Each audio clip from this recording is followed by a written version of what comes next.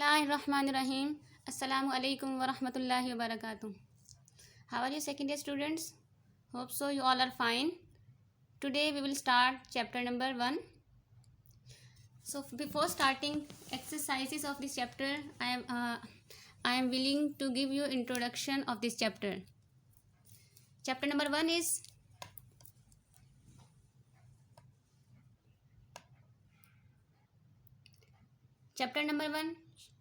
introduction of unit number 1. Unit number 1 is about functions and limits.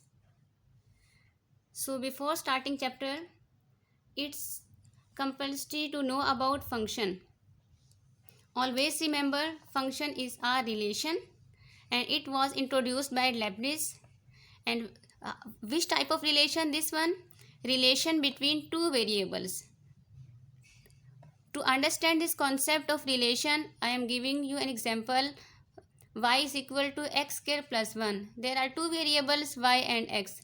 Always remember this y is dependent variable which depends on this value, while this x is an independent variable, right? So function is a relation introduced by Leibniz. This is important MCQ. Who introduced the relation function? It is a relation between two variables, dependent variable and independent variable. So we will define function as, this is the definition of function. Important short question. The relation or correspondence. Correspondence means relation between two terms. In Urdu you can say the mutabakat. The relation or correspondence in which for each value of x there exists a unique value of y. इस definition को understand करने के लिए आपने ये definition learn ऐसे ही करनी है, लेकिन इसको अंडरस्टैंड करने के लिए I will give you some examples. The relation और correspondence in which for each value of x, यानी x की कोई भी हम एक वैल्यू पुट करें तो उसके लिए y की कोई यूनिक वैल्यू हो. यूनिक वैल्यू का मतलब होता है कोई एक ही वैल्यू, ख़ास वैल्यू, कि उसके अलावा कोई और वैल्यू ना हो. इसको समझने के लिए I will give you example here. For example y is equal to x square plus 1. Suppose I have taken value of x is 0. So when I have put value of x 0, value of y is 1. So इसका मतलब है ये y की value 1 ही होगी. अगर हम 0 put करेंगे कोई और वैल्यू नहीं आएगी, तो ये क्या कहलाती है? इसकी यूनिक वैल्यू ऑफ y. ठीक है, इसको फर्दर क्लियर करने के लिए I am giving you another example. Suppose y square is equal to 4x. Let value of x is 4. मैंने यहाँ पर for each value of x की कोई वैल्यू 4 पुट की है. When you have put value of x is equal to 4, y square is equal to 16 and value of y is plus minus 4. आप यहाँ पर देख सकते हैं, यहाँ पर y की कोई यूनिक वैल्यू नहीं है. यहाँ पर y की प्लस 4 और माइनस 4, यहाँ पर टू वैल्यूज़ एग्जिस्ट करती हैं. तो इट मीन्स कि y square is equal to 4x ये कोई फंक्शन नहीं है. This relation is not a function. Now again read the definition. Function is a relation or correspondence in which for each value of x there exists a unique value of y.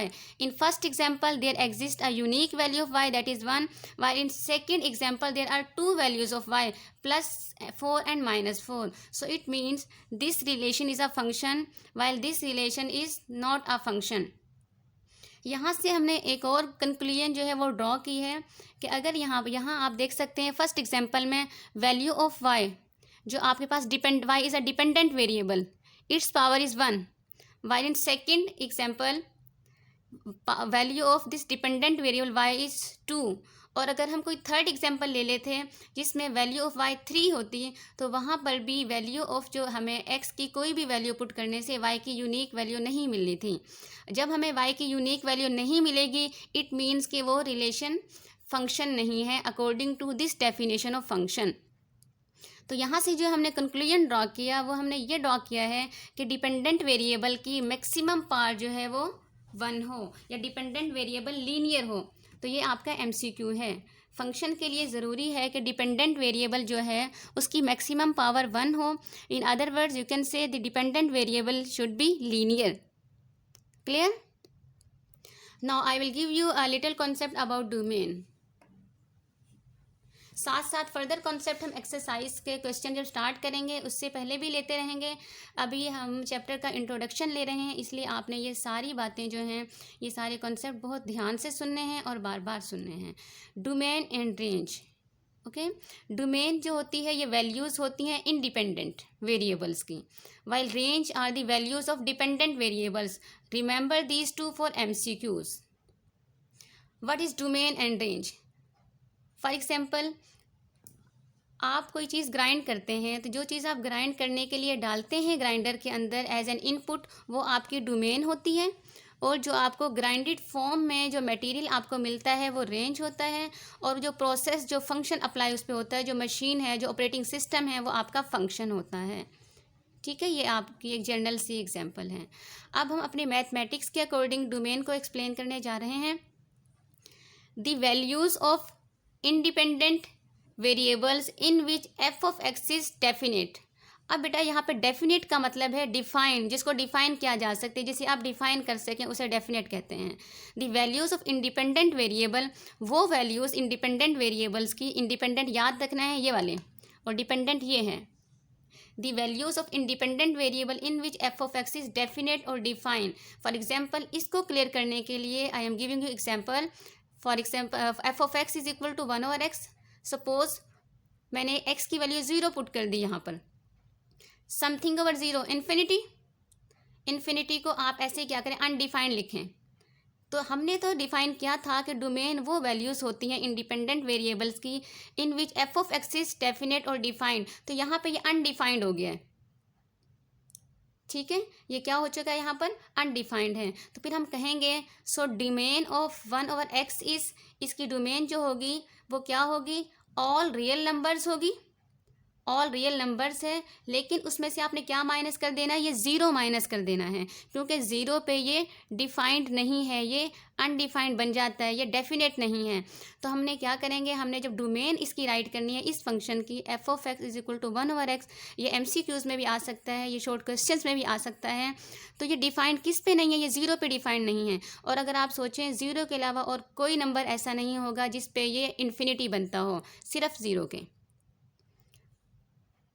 यानी denominator में कोई भी number अगर put किया जाए तो ये वाला फंक्शन आपका अनडिफाइंड नहीं होता, डेफिनेट ही रहता है। तो इस 0 के निकाल कर, अगर 0 को हम लेफ्ट कर देते हैं, फिर हम कहते हैं इस फंक्शन की जो डोमेन है वो इस तरह से लिखेंगे, R रिप्रेजेंट करता है ऑल रियल नंबर्स को, और ऑल रियल नंबर्स कौन से होते हैं, -इन्फिनिटी टू इन्फिनिटी। -इन्फिनिटी और इन्फिनिटी उसमें इंक्लूड नहीं होता, एक्सक्लूड है, और उनके दरमियान के तमाम जितने भी नंबर्स हैं वो सारे के सारे इंक्लूड हैं। तो हम इसकी डोमेन इस तरह लिखेंगे, ऑल रियल नंबर्स माइनस, ये रियल नंबर्स क्या सेट है ना, सेट को रिप्रेजेंट कर रहा है, -0 नहीं लिख सकते आप यहाँ पर, सेट की फॉर्म में 0 लिखेंगे, क्योंकि सेट में से सेट ही माइनस होता है। इसलिए आप इस तरह, ये जो आपको ब्रैकेट्स नज़र आ रही हैं, तो इस ब्रैकेट के साथ आपने 0 को लिखना, ये रिप्रेजेंट करती हैं सेट को। Okay, to further explain this domain I am giving you another example. f of x is equal to 1/x plus 5। Suppose value of x is -5। अगर x की वैल्यू -5 पुट करते हैं denominator में, again 0 आ जाता है, फिर ये undefine हो जाता है। तो इन 2 एग्जाम्पल से हमें ये कंक्लूजन मिलता है कि डिनोमिनेटर में 0 नहीं होना चाहिए। अगर डिनोमिनेटर में 0 होता है तो वो डोमेन को क्या कर देता है, वो उसमें हमारे पास जो वैल्यूज़ इंडिपेंडेंट वेरिएबल होती हैं उनके लिए जो फंक्शन है वो अनडिफाइन हो जाता है। तो इट मीन्स कि डिनोमिनेटर में अगर कहीं भी वो वैल्यूज़ जो डिनोमिनेटर को 0 बनाती हैं, हमने उनको क्या करना है, अपने जो डोमेन है उसके में से उसे माइनस कर देना है। यानी हमारे पास जो रियल नंबर्स का सेट होगा उसमें से उसे माइनस करेंगे, वो हमारी डोमेन बनेगी। जैसे इस एग्जांपल में -5 + 5 0 बन जाता है, तो 0 बनकर ये इसको अनडिफाइन कर देता है। तो अनडिफाइन करेगा तो हम इसकी डोमेन राइट करेंगे, और इसके अलावा कोई और नंबर आप यहाँ पर राइट करें वो इसको कभी भी इनफाइनाइट नहीं करेगा, अनडिफाइन नहीं करेगा। तो हम इसकी डोमेन राइट करेंगे, ऑल रियल नंबर्स में से क्या एक्सक्लूड करना है आप लोगों ने, -5, और आपने ब्रैकेट के साथ लिखना है। तो इस तरह से ये डोमेन हम राइट करते हैं। Clear? I am giving you another example, एक और एग्जाम्पल से इसको अंडरस्टैंड करते हैं। f of x is equal to 1/2x plus 5, right.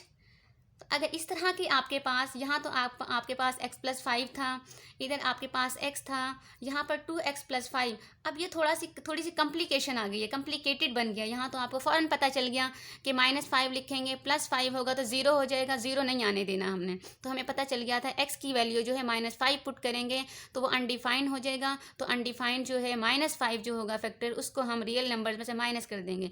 ये थोड़ा सा कॉम्प्लिकेटेड है, यहाँ पर आपको सोचने में टाइम लगेगा कि अनडिफाइंड होने के लिए यहाँ पे कौन सा नंबर जो है उसको पुट किया जाए। तो ऐसे फंक्शन में आपने आसान काम ये करना है, जो डिनोमिनेटर की टर्म है 2x+5 is not equal to 0 put कर दें। हमें 0 नहीं ना चाहिए, इसलिए हम 2x+5 is not equal to 0 आपने पुट किया। ठीक है, इस एग्जाम्पल की हम बात कर रहे थे। 2x+5 is not equal to 0 आपने पुट कर दिया।